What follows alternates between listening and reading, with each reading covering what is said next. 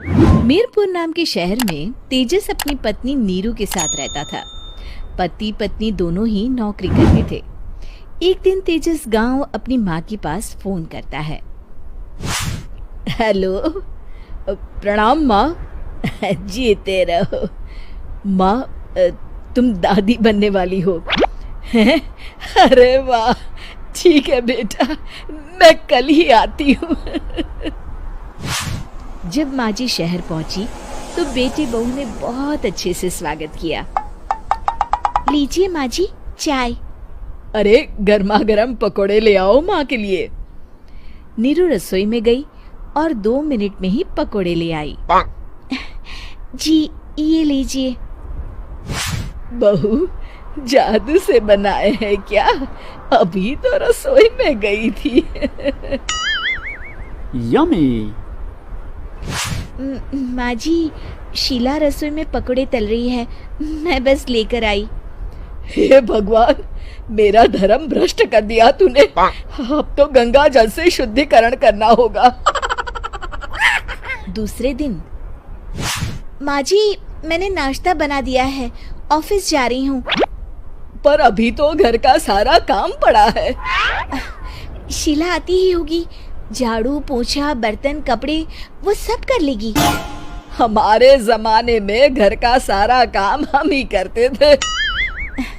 जी माँ जी, आप बहुत होशियार हैं, मैं घर ऑफिस दोनों नहीं संभाल पाती।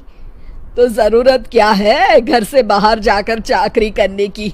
वैसे भी घर का काम खुद करने से घर में बरकत आती है, समझी? पर माँ जी। पर वर कुछ नहीं, इस महीने की पगार मिले फिर ऑफिस बंद है। हाँ।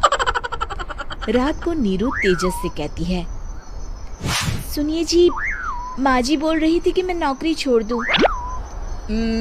वैसे ठीक ही तो है, अभी तुम्हें आराम की जरूरत है। फिर भी आराम कहाँ, शीला को छुड़ाने के लिए बोल रही थी।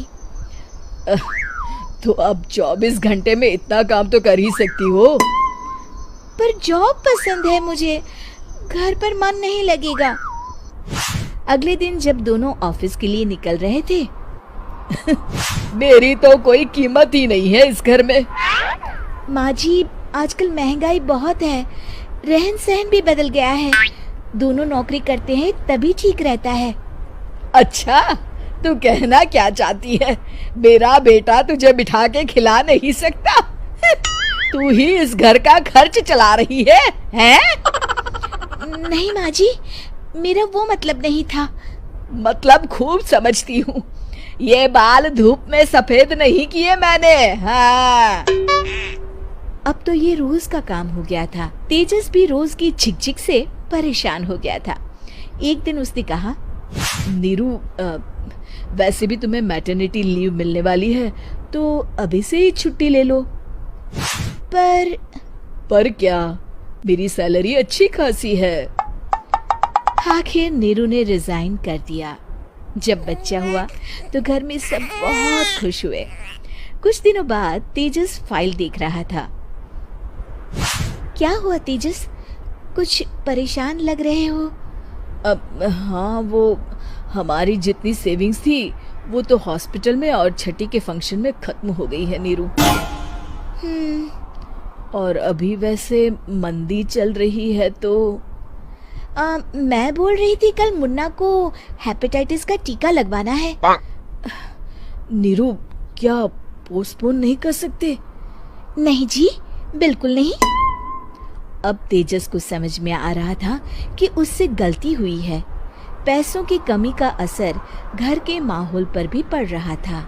अगले दिन, बेटा मेरा चश्मा और ये दवाइयाँ ले आना, पर्चा देते हुए माँ जी ने कहा।